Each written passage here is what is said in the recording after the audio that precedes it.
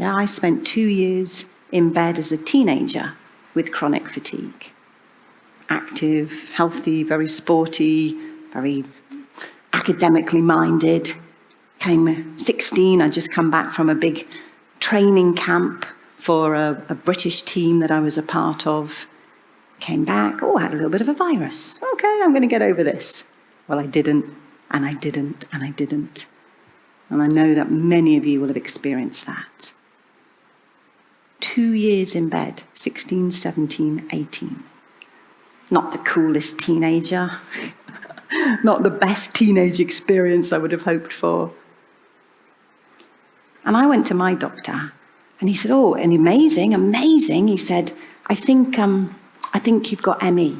I think you've got chronic fatigue. Well, now we're talking 30 years ago, so that was an astonishing even to get a diagnosis. I lived at that place in a beautiful valley, 1.5 miles hills out of this valley, whichever way you went. And he said, I think you should just go on a bike ride. Just go on a bike ride. Just go out for a few hours and you'll feel better.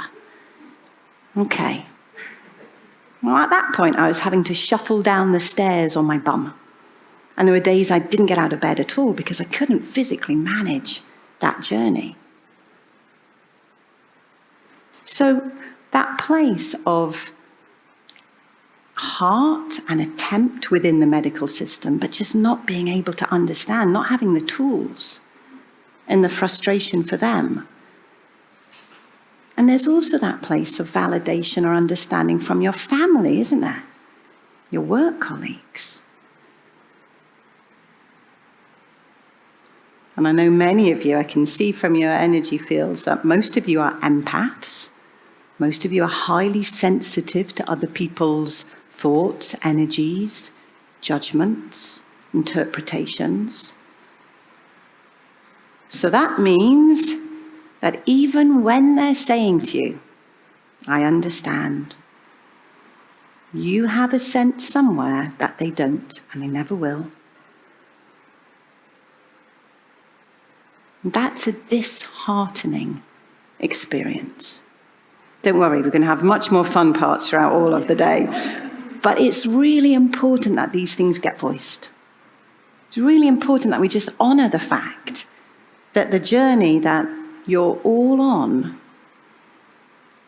is filled with these subtle and massive challenges. Your body hasn't let you down. Your body is reconfiguring something really deep so that you can be even more you. Who believes me? Okay, that's good. That's more buy-in than I thought I'd get at this point.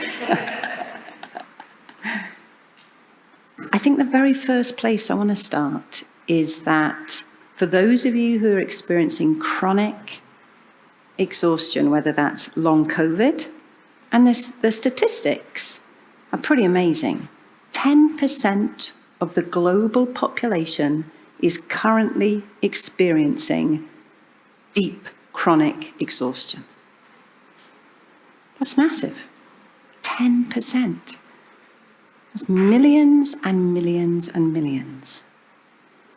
So for a start, know this isn't personal, even though it's deeply, deeply personal. This is something that's much bigger within our population.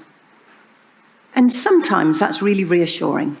You don't feel like that little pea dotting around in your pod. You're the exception, you're the weird one, you're the tired one, you're the exhausted one, you're the one that looks fine on the outside, but inside you're working with deep exhaustion, yeah? So in a way, to know that you're in that big body of 10% is really reassuring. And in another way, doesn't mean anything at all because it's still you and it's still your life. You're the one that's having to manage this. How many of you have met resistance or ignorance in the medical system? Okay, again, I'm trusting that there are 350 hands being raised right now. That's not the fault of the individuals in the medical system. Amazing, amazing people. that have gone into the healing tradition to help bring healing, yeah? But the system itself doesn't hold the understandings yet. It's getting there, but it doesn't hold it yet. So if you have worked within the medical establishment, then you'll either have been worked with on physical symptoms or psychological symptoms. Yeah, those are the two threads of healing available. I'm going to suggest there's a really massive piece that's missing in that, which is the energetic. And if we can work with the energy, the whole world of energy that exists within you, then we have that key to make sense between these two threads that aren't really working either independently or together. So we've got that challenge that you've all and I've met. We're going to be learning later and especially tomorrow how your heart field, how this amazing energy of the heart is the key to you re-heartening your entire system, rediscovering your health. But when your heart, which is immensely wise in its energy system, is picking up all of these subtleties, all of these queries, when your loved ones are disheartened because they see in you someone that they can't help. That's so frustrating, isn't it? So how does your heart feel? Come out each day feeling, yeah, I've got this. Well, it doesn't. And on the days it manages it, the next days it's gone, isn't it? Crashes. You feel one day, oh, there's a tiny bit of hope, there's a tiny bit of strength. And you pay for it for 3 days, 5 days, a week. So it's a big journey that you're all on. And I hope that for those of you who are right in the thick of it, that you can extend a little bit of trust, or at least curiosity. At least curiosity. I was there. I know that place really well.